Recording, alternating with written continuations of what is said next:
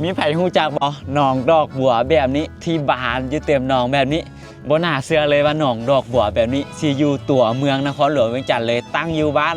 หนองทาเมืองจันทบุรีนครหลวงเวียงจันทน์สามารถเข้ามาได้ทั้งรถจักรรถใหญ่สามารถเข้ามาได้เบิดเลยมาจอดรถอยู่แคมป์หนองแล้วก็ย่างเข้ามาสำหรับไผที่พายเรือแบบข่อยนี่บ่เป็นเข้ามาเองบ่ได้แบบนี้แม่นจะมีไกด์นำเที่ยวเด้อเพิ่นจะพายเรือเข้ามาให้ก็จะมีค่าใช้จ่ายเล็กๆน้อยๆอยากไปจุดใดถ่ายรูปอยู่ไส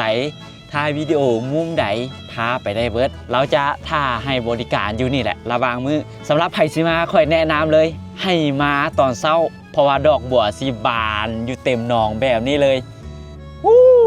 อากาศตอนเช้าโคตรบริสุทธิ์เลยแล้วก็สีหนาวหน่อยนึงตอนเช้าแต่บ่เป็นอย่างเด้อพวกเจ้าก็สิได้ดอกบัวที่มัน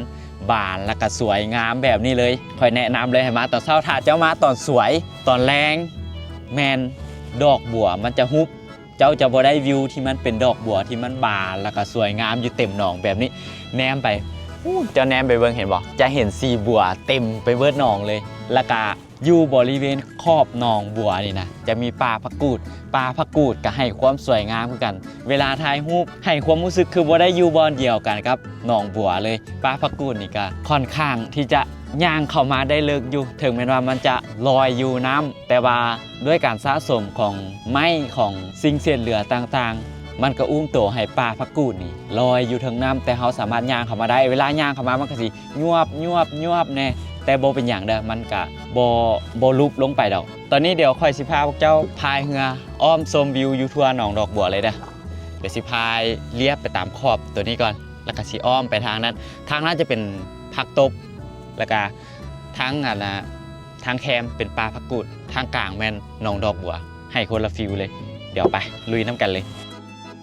ตอนนี้ค่อยมาฮอดบอลปลาผักตบละเห็นบ่อ้อมหอบหนองดอกบัวนี่จะมีปลาผักตบแบบนี้ลอย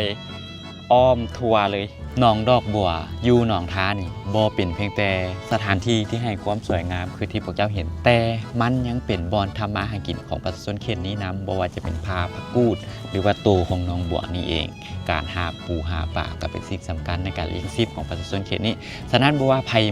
มาแต่ใส่ก็แล้วแต่บ่ว่าสิน้ำอย่างเข้ามากินหรือว่ามาแต่โตหันดีที่สุดจึงบ่ได้มีสิ่งเศษเหลือทิ่มอยู่บริเวณนี้ก็รักษาสิ่งแวดล้อมน้ำกันก็ขอฝากไว้ให้รักษาความสะอาดกันเด้อผู้ใดมาก็ถือว่าค่อยพายเรือเกือบว่าสมหลายจุดหลายมุมพอสมควรละเดี๋ยววันนี้ค่อยสิต้องได้กราฟออกไปละเพราะว่าอยู่โดนเติบละมื้อนี้บุมีไผมาเลยมีแต่ค่อยคนเดียวถึงว่ามีคนมาก็ต้องได้รอท่าเรือจากค่อยบ่ฮู้ว่าอยู่ทางแคมป์สิมีคนรอท่าเรือจากค่อยบ่เดี๋ยวเอาเป็นว่าต้องได้กราฟออกไปละใครอยากมาเดี๋ยวค่อยปักหมุดโลเคชั่นให้